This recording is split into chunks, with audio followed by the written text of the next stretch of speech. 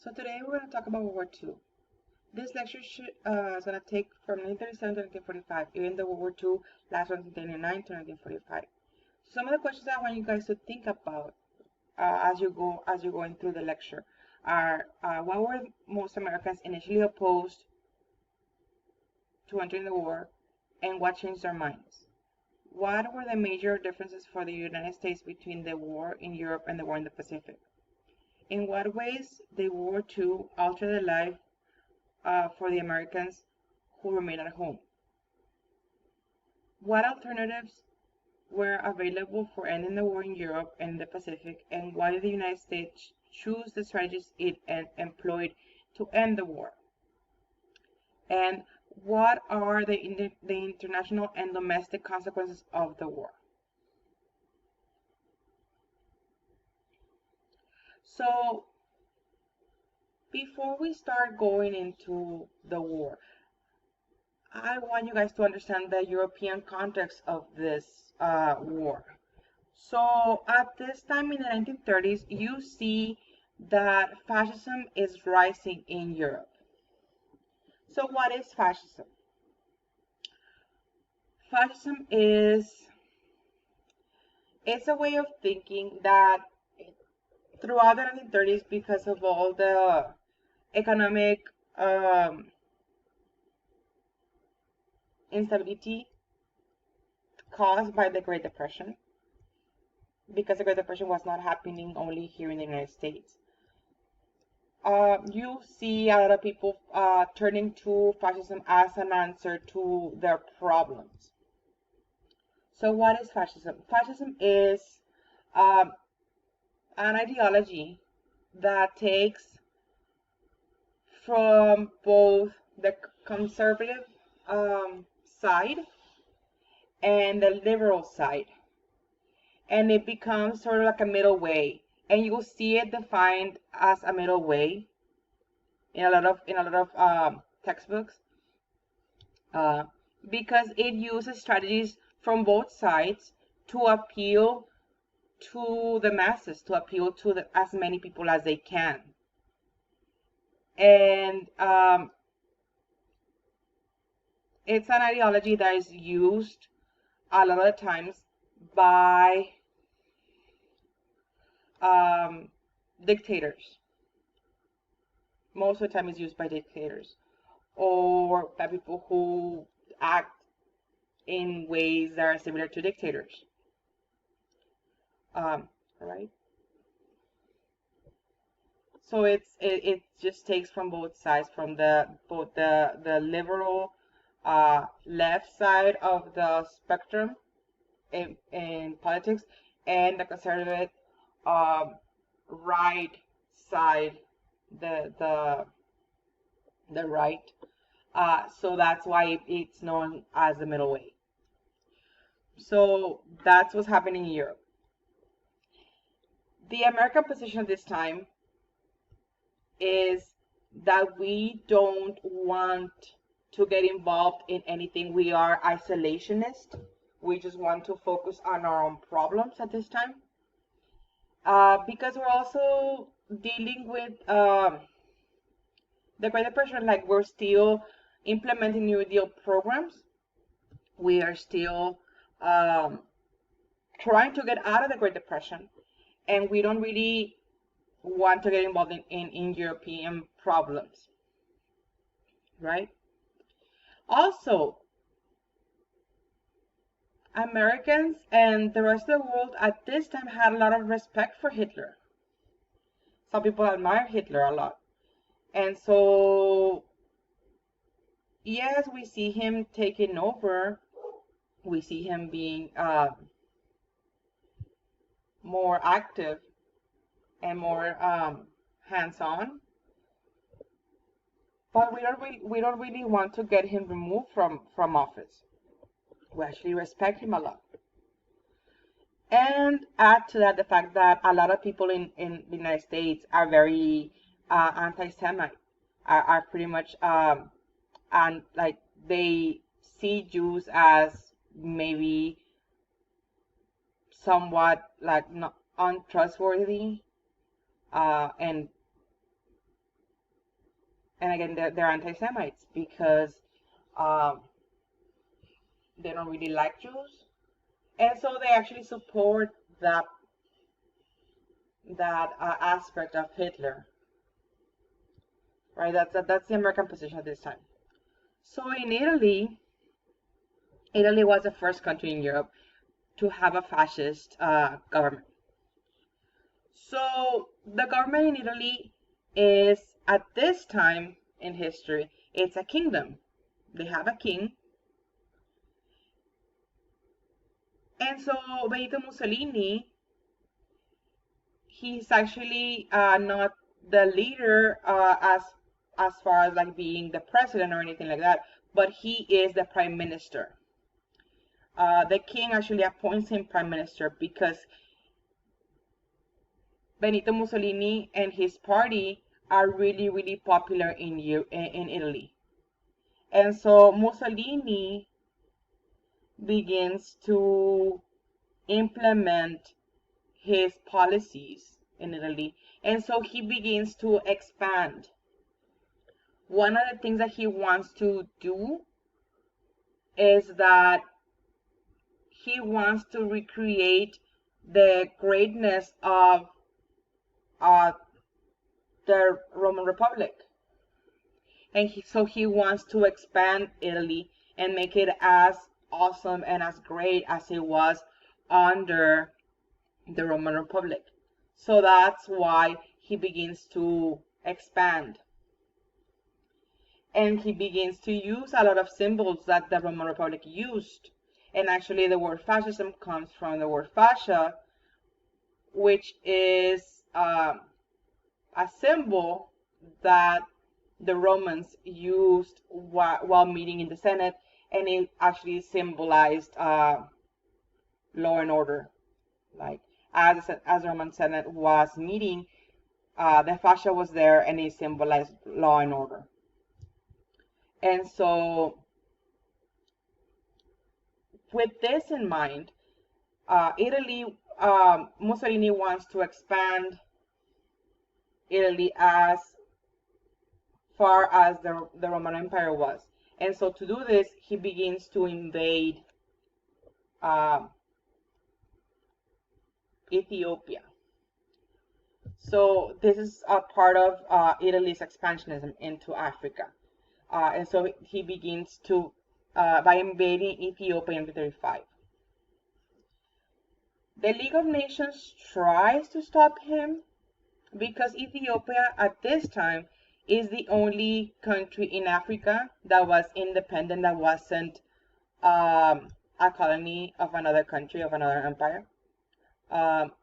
So Ethiopia actually goes to League of Nations and kind of like argues their way to League of Nations, and the League of Nations tries to stop Mussolini, and Mussolini does not listen, and Mussolini actually gets Italy out of the League of Nations, and still it's implementing whatever he wants. So this is what's going on in Italy, right? In Spain, what happens in Spain was that Spain, is a kingdom.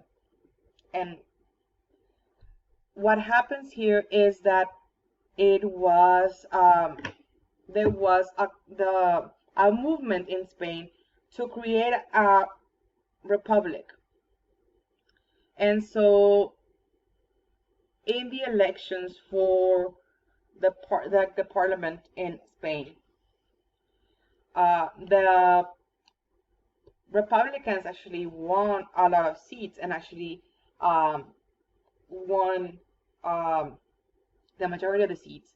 So because of this, the king pretty much sees the writing of the wall, and he's like, you know what, I'm out, and he abdicates. When he abdicates, one of his generals, who was stationed in Spanish Morocco, he actually hears about the king abdicating, and he comes back to Spain. And with his men, he begins to mobilize, and he starts fighting against the Republicans. And so you have this civil war in Spain because of this. So Francisco Franco, the general who was in Spanish Morocco, he actually is fighting for the king who had just abdicated. And the Republicans are fighting for the republic that was created as soon as the king abdicated. And so you have this civil war from 1936 to 1939. It was really bloody. A lot of people died in it. And so you have a lot of people who actually left Spain and came to the United States and went to Mexico and went to all these other countries because of the Civil War, right? So that's another country that, even though they are a kingdom, in the end, at the end of the Civil War, Franco and his monarchists actually win and actually establish a fascist government in Spain.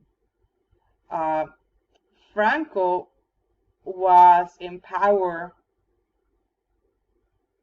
uh, in like kind of like in the name of the king. Like he was in power, but the king was in power over him, but the king wasn't there. So he was ruling for the king, I guess. And he was in power until the 1970s, and he died. And after he died, King Juan Carlos actually takes over after Franco, and you have uh, the current monarchy in Spain kind of like reinstated after his death. But at this time, Spain and the Spanish people are fighting this very bloody civil war, right? And you also in Germany, you have that Adolf Hitler and the Nazi Party are in power at this time. So something that you have to remember about Hitler. Um, Hitler actually was elected into power. He was elected as chancellor in Germany. The thing is that the president who was elected with him was this World War I general who was super old and who died soon after of natural causes. Like he wasn't killed or anything. He was just old. And so once he died, Hitler, as chancellor, begins to he's number two, but he's essentially has to take over in the meantime before elections are organized. And so what happens is that in the interim, in the time that it takes for elections to be organized, there's a mysterious fire that starts in the Reichstag. The Reichstag is the building where the German Congress meets. And so Hitler actually uses the opportunity to take over emergency powers and to rule by emergency powers. And he actually accuses communists of starting the fire. Like communists and anarchists of starting this fire because they're trying to undermine him and undermine the German government. So he accuses them, and because of this, he actually takes over emergency powers. So that's how he came into power. He was actually elected into power.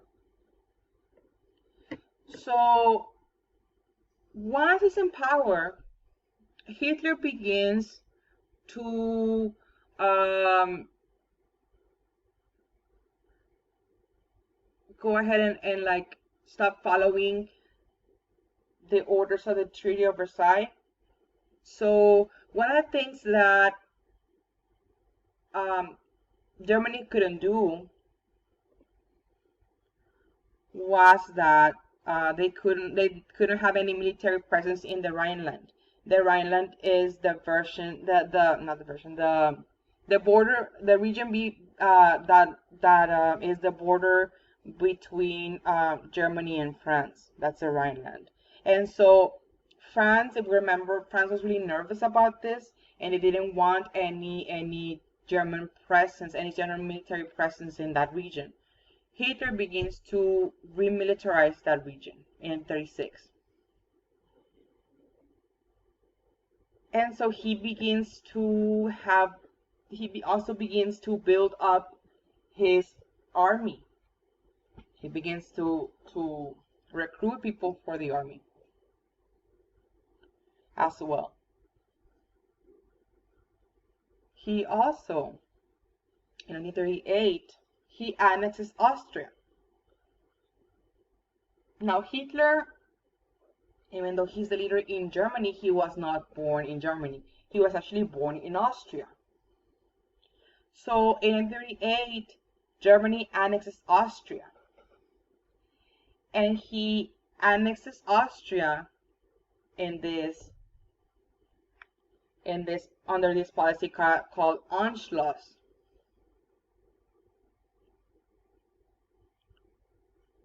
Anschluss. So Anschluss essentially means all the German peoples are getting together. It's kind of like, you know, we should all be under the same country.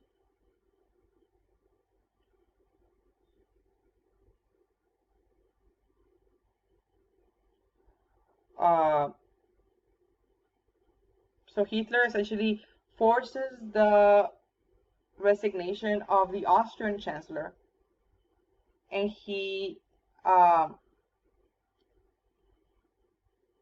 demands that the new chancellor invites all these German troops to enter the country under the pretext of restoring law and order in Austria, but really it's just a pretext for Hitler to take over Austria and annex it. So that's what he begins doing. He begins to expand Germany as well. So you have Mussolini expanding Italy on the one hand, and Germany expanding Hitler expanding Germany as well. So it expands first into Austria and takes over Austria. Then it expands into the Sudetenland region in Czechoslovakia. Now that region in Czechoslovakia, it's a region that is populated by mostly ethnic Germans, like ethnically German people, and they speak German. And so by Hitler taking over that region, he calls his policy of taking over that region Lebensraum, living space. So essentially, he is just taking over this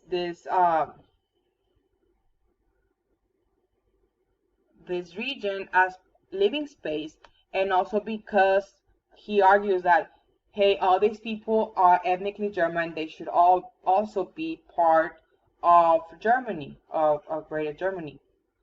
So that's why he begins to do this. And nobody stops him. Nobody stops him. So Hitler eventually contacts Stalin, the leader in the Soviet Union. And they talk, they talk, and they agree. Hey, Hitler, Stalin tells Hitler, like, hey Hitler, I am not going to get in the way of you invading countries, but you don't get in my way when I invade countries either. So they handshake on this, and they actually signed this Nazi-Soviet non-aggression pact in 1939. So with this, essentially, the Soviet Union is not gonna intervene. They're not gonna be like stopping Hitler or intervening to stop Hitler, because Hitler's not gonna do this. They're not gonna do the same thing to Stalin. So that's what they had agreed, right? And so you see Stalin begin, and Hitler also begin to invade Finland and Estonia and Latvia and Lithuania and Romania. And so they begin to encroach on that area. And so under the non-aggression pact, what they had agreed to also was that once Hitler invaded that area, they're essentially gonna like divide it between each other, and so they were gonna go half and half over that region. So Poland, Romania, and the Baltic countries, they're gonna like the Balkan countries are gonna essentially split them down between each other. That's what they begin to do, right? So the British and French actually, when Hitler invades Czechoslovakia, alarms went up with the British and the French. And they were like, wait a second, Hitler, what are you doing here? They questioned him, like, what are you doing here? And Hitler essentially said, hey, I'm sorry I'm invading Czechoslovakia. I'm only invading this little region, but I was only invading this little region, but eventually, like, I needed more space, so I had to invade the whole of Czechoslovakia. But I'm sorry, I won't do it again, I promise. So Hitler actually met with representatives from the British and the French. They actually met at a conference in Munich. And in this conference, the Prime Minister of Great Britain and the President of France and Hitler met. And Hitler essentially said, like, hey, I'm sorry, I only need this space and I won't invade any other country anymore. And so essentially the British and the French allowed him to stay in Czechoslovakia. And essentially the policy that they enact is one of appeasement. So they agreed to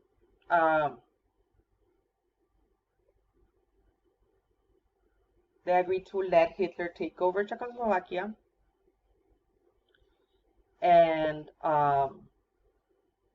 they won't stop him, but they pledged to protect Poland. They're gonna protect Poland, and so the minute that Hitler decides or Hitler thinks about invading Poland, then the British and the French will intervene and will actually go to war over the situation, because they're not gonna let Hitler get away with this. if he continues to invade other countries. Right? So that is the situation as far as the British, as far as the French. They appeased Hitler. They let him get away with invading Czechoslovakia. But if he decides to invade Poland, they're not gonna let him invade Poland, because they actually pledged to protect Poland. If he decides to invade Poland, they're gonna go to war with Hitler over this.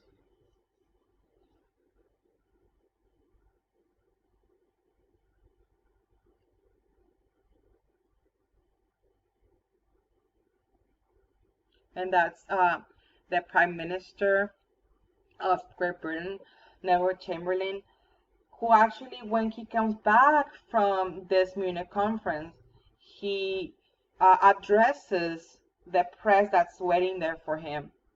And he's like, I've been really successful in these talks. We have achieved peace in our time. And he's showing, in this picture, he's showing the press, hey, this is the agreement that Hitler has signed. And so we have achieved peace in our time. Yay. And boy, was he wrong.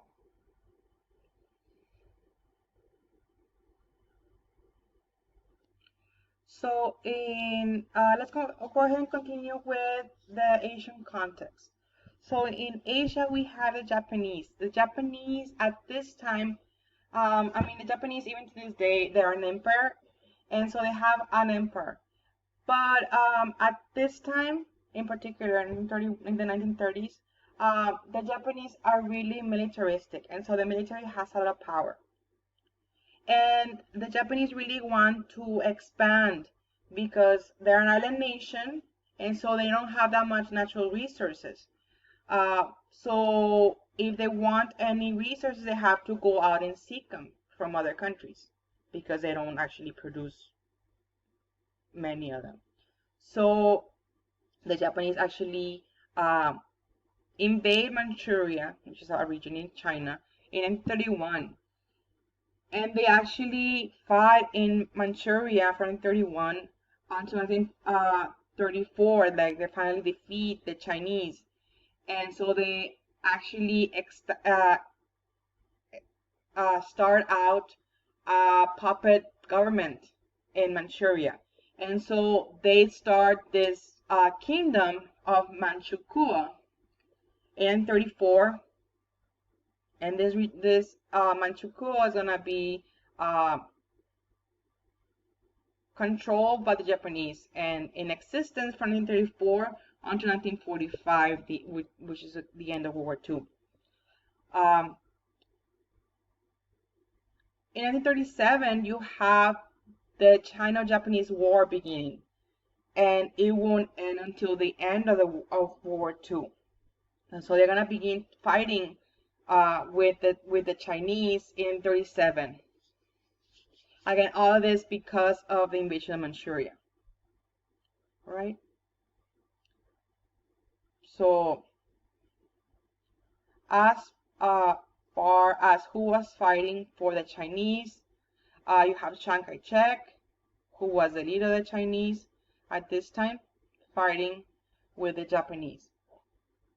The Japanese are being led by Emperor Hirohito. I'll show you a picture of him. So what was our response to the situation? In this, even though in Europe you have all this war starting out,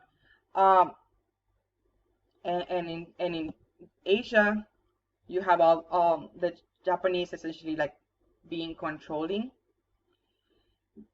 The American response is one of isolationism. We don't want to get involved in any conflicts because hello, we are barely getting out of the Great Depression. We are scared that if we get involved, we are gonna be suffering, economically. Uh, because of this, we are afraid, we don't want to get involved. So that's gonna be our policy at this time. We're gonna be isolationism. We want to deal with our problems first. Right? Now, as far as a justification for our isolationism and our neutrality, um, was were the Nye Senate investigations. So the Nye Senate investigation actually starts out in 1934 and it lasts until 1936. So in this investigation, the Senate actually wanted to investigate why the United States got involved in World War One. So what caused the United States to get involved in World War One? So to this uh, to this answer, essentially, what the Senate actually found was that there were a lot of business interest. There were a lot of financial interest that stood to gain from us getting involved in World War One, and so essentially that's why we got involved in World War One. It wasn't so much that we had beef with all these other countries that were fighting in the war. It wasn't so much that. It was influences by business interests and by financial interests that actually influenced us, like made us get involved. Yes, there were all other reasons, but primarily it was because those interests stood to gain from us getting involved in World War One. And so to this, Congress passed the Neutrality Acts of 1935, 36, and 37. So they're very similar acts. The 1935 Act actually was an embargo of any weapons being sold to any country that was fighting in a war. So we didn't sell anything to any country that was fighting a war. But this Neutrality Act actually expired after 6 months. In 1936, we renewed the 1935 Act, but we added the fact that we also are not lending any money, that we're not doing any loans to any countries that are fighting in a war, right? However, the 1936 Neutrality Act does not cover any country fighting a civil war. So it was essentially for countries that were fighting against other countries. So, for example, it doesn't really cover Spain. So we're still selling materials to Spain, even though the Spanish government is fighting a civil war. So we are still selling to them. And the 1936 Act also does not cover any sales for any materials that are also used during peacetime. Like, for example, oil, trucks, things of that nature. It doesn't cover them. So we are still selling those things.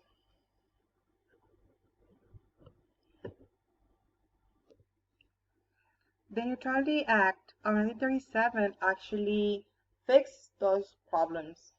It fixed the fact that in 1936 Neutrality Act still allowed for the sale of war materials to countries that were still fighting a civil war. And also, the 1937 Neutrality Act not only like extended the provisions to cover Spain, but also extended the fact that Americans are forbidden to travel to belligerent countries, to countries that are fighting, and it also forbade any passenger or any materials to be shipped to countries that were fighting, that were like fighting with another country. So that's what we're doing as Americans to ensure that we are neutral on this. As we see that the situation in Europe and in Asia gets worse and worse. So now FDR sees that the situation in Europe and in Asia is getting worse and worse. And so he knows that even though we're not involved right now with the war, there's not gonna be a way that we're not gonna get involved in this war. So to actually help our allies, to help out France, to help out Great Britain, FDR actually gets Congress to pass the cash and carry policy. The cash and carry policy essentially allowed for sales to be to go on, to be done to countries that are fighting in wars.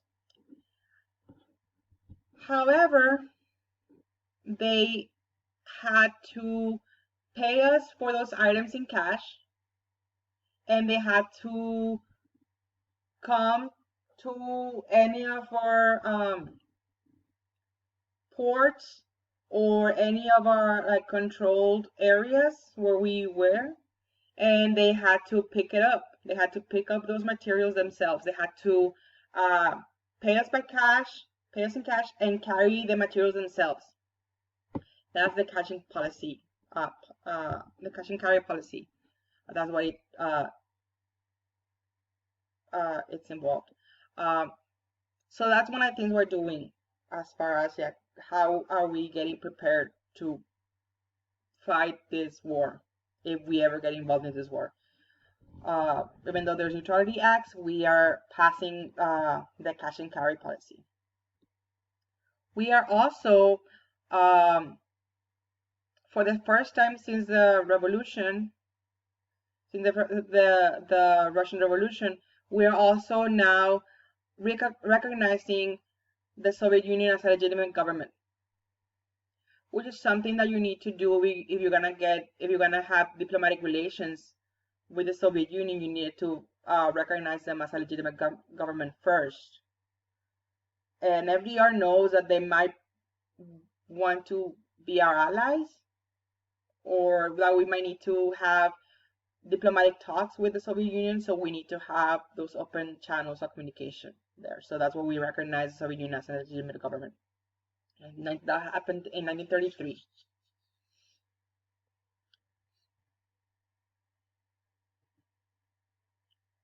So that's Emperor Hirohito of Japan.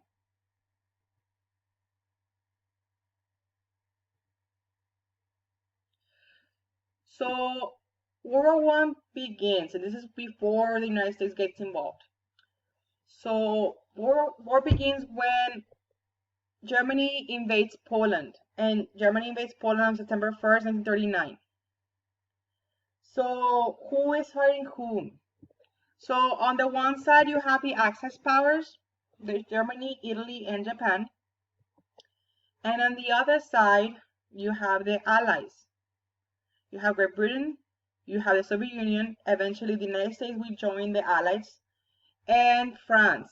Notice how France is in parentheses. France is in parentheses because, yes, there are allies, but they're going to be invaded by Germany, and they're going to be out of commission for a few years. So that's why I have it in parentheses. Now, the war initially begins as a lightning war. It's gonna be super fast. It's called Blitzkrieg. That's what Blitzkrieg means. Lightning war is lightning war in German. Blitzkrieg.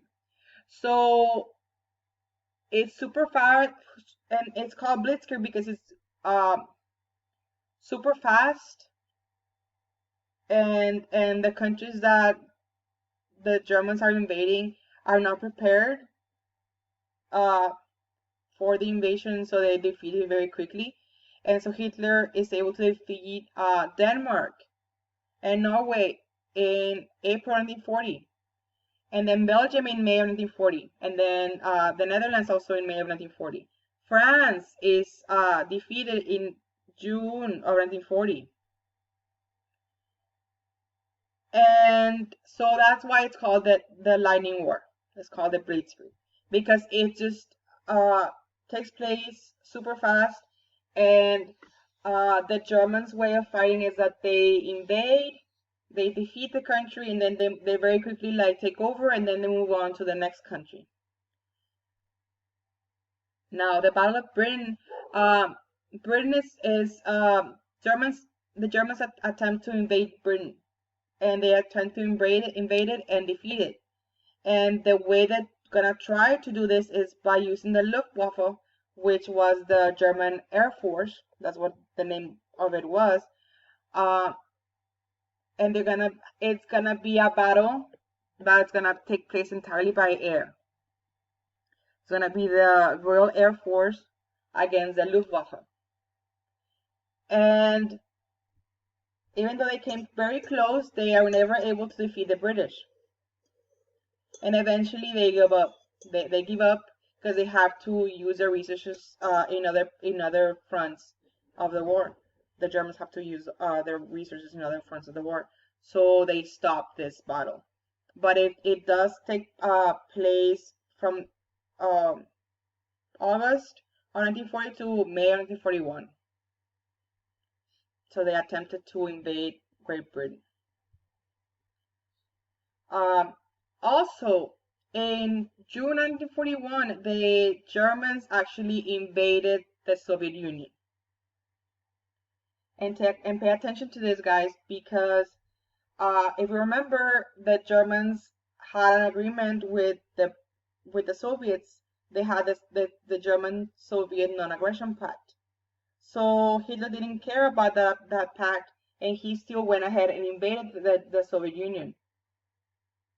And so to this, Stalin is gonna be really surprised and really angry because he was under the impression that he wasn't gonna get invaded, nothing was gonna happen to him, and now he has the Germans invading the Soviet Union. So Stalin is gonna very quickly realize that Hitler is not a friend and that he needs to get on the side of the Allies to fight Hitler and to defeat him.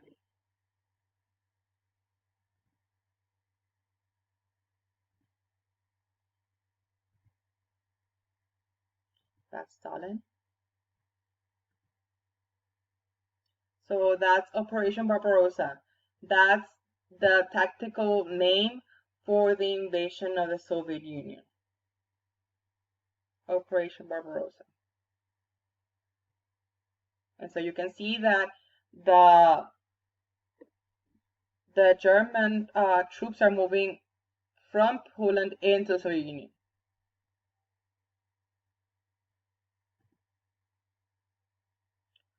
So how do we respond to Blitzkrieg?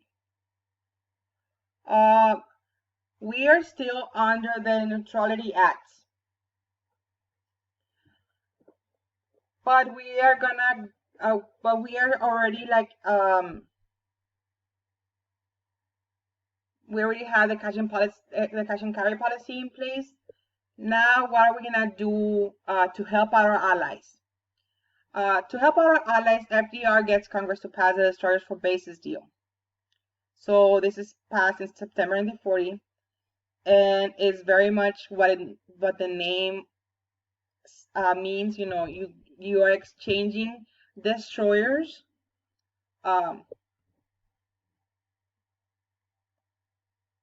for the right for American troops to use military bases that Great Britain has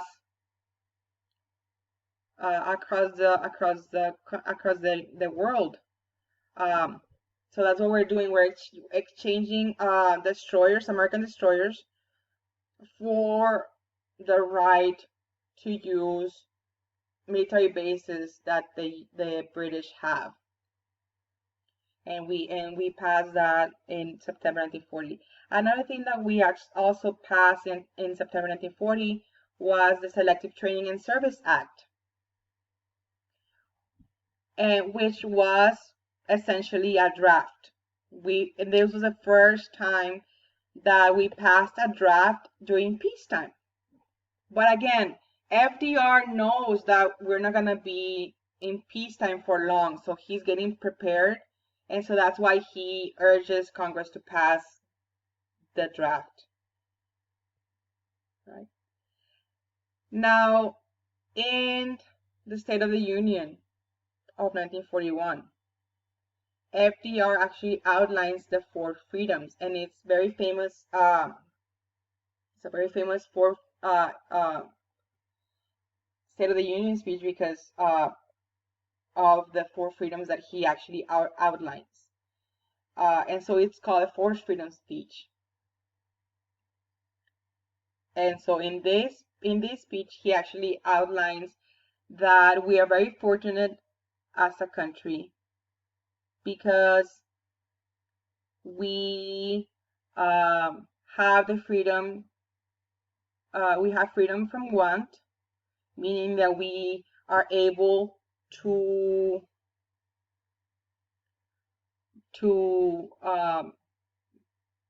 get food and not want for anything. Like we're able to get food, be okay as far as our ability to get food from someone or from somewhere. We also have the freedom from fear. We don't live in constant fear of being asleep in the night and then being bombed or something like that. We have freedom of speech. We can speak out. So long as we don't hurt anyone, we can always speak out. Which people in Europe at this time, they don't have a right to do that. And we have freedom of worship. We are able to worship as we see fit. We go to church and it's okay. No one's gonna get after us or prosecute us for going to church, which that wasn't the case for Jews, for example, or people of other religions that were in Europe. They were being persecuted for their religions. So again, FDR actually outlines how fortunate we are as Americans because we don't have those fears, and we have those freedoms. We have freedom of speech and freedom of worship, and we are very fortunate that we can live like that, right? And so Norman Rockwell actually, who was an illustrator, very very famous illustrator for the Saturday Evening Post, he actually made these 4 paintings, which were then printed into posters. And those posters were they used to fundraise when we were in World War II. And so we are able to raise over $130 million in war bonds with the sale of those posters.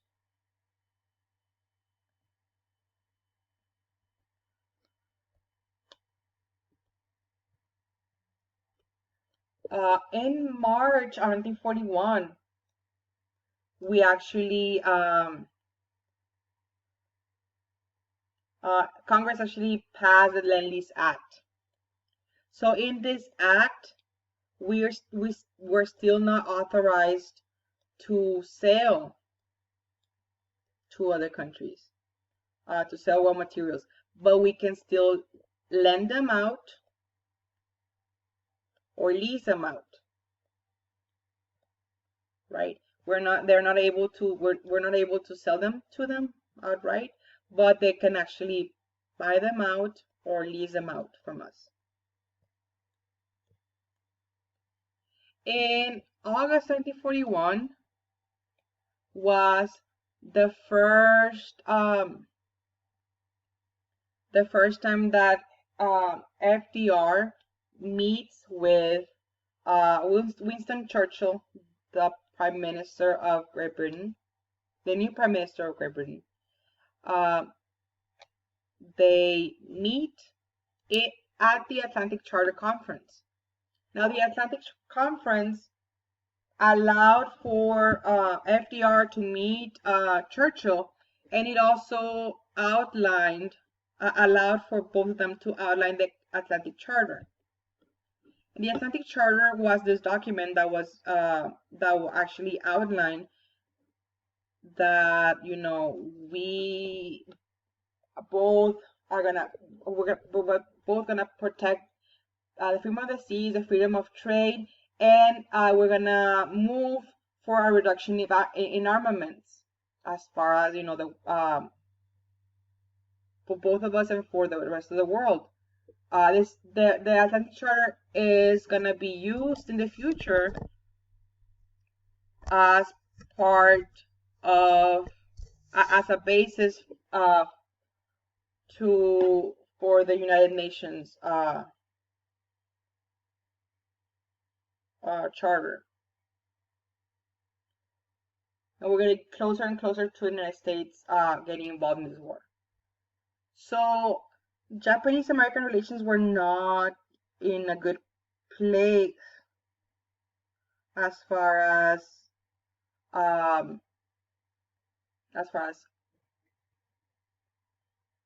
us.